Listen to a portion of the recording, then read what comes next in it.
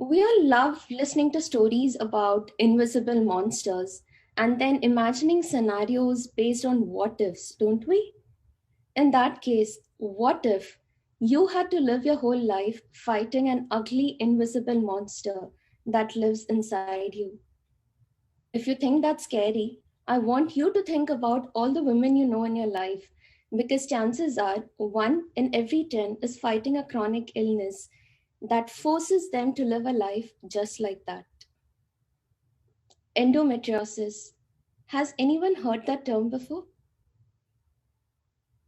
I see a few nods, a few raises of hands. And I'm surprised actually because I was 23 years old when I first heard the term.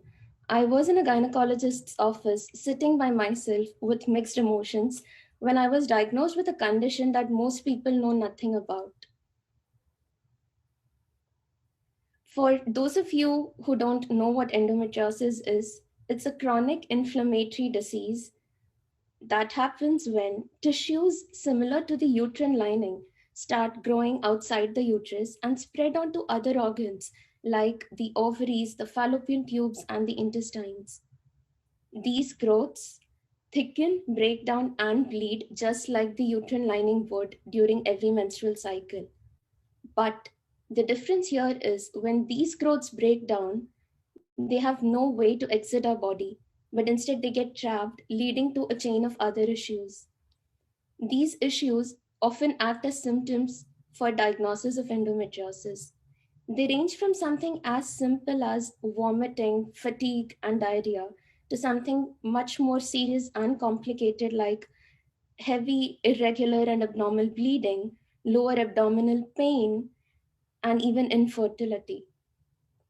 For some women, these symptoms start interfering with their normal day to day activities and also lead to anxiety and depression. Needless to say, endometriosis is a condition that starts affecting all areas of our life: personal, professional, and social. But the sad part here is this condition does not have a cure. That's one of the first things that you get told when diagnosed with endometriosis. The doctor gives you a huge list of prescriptions. But you know what? Those prescriptions only help you manage or suppress the symptoms, not cure the underlying condition itself.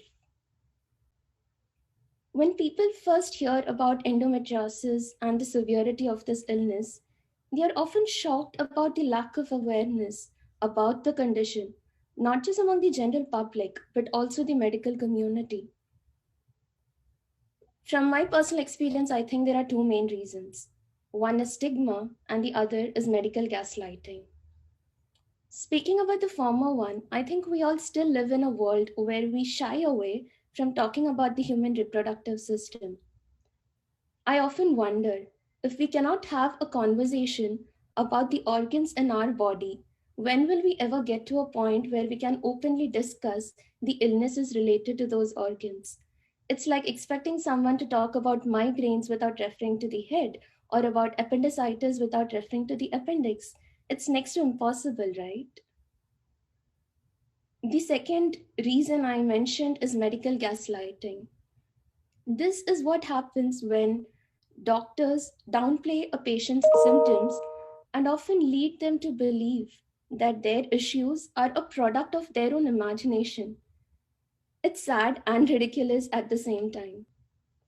Anybody can fall prey to medical gaslighting, but studies show that women and people of color are often more prone to it because we find it harder to get a validation for our pain from the medical community.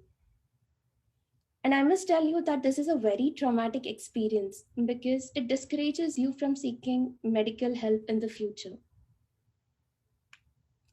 Statistics say that for a woman with endometriosis, it takes on an average of about 12 years to get diagnosed.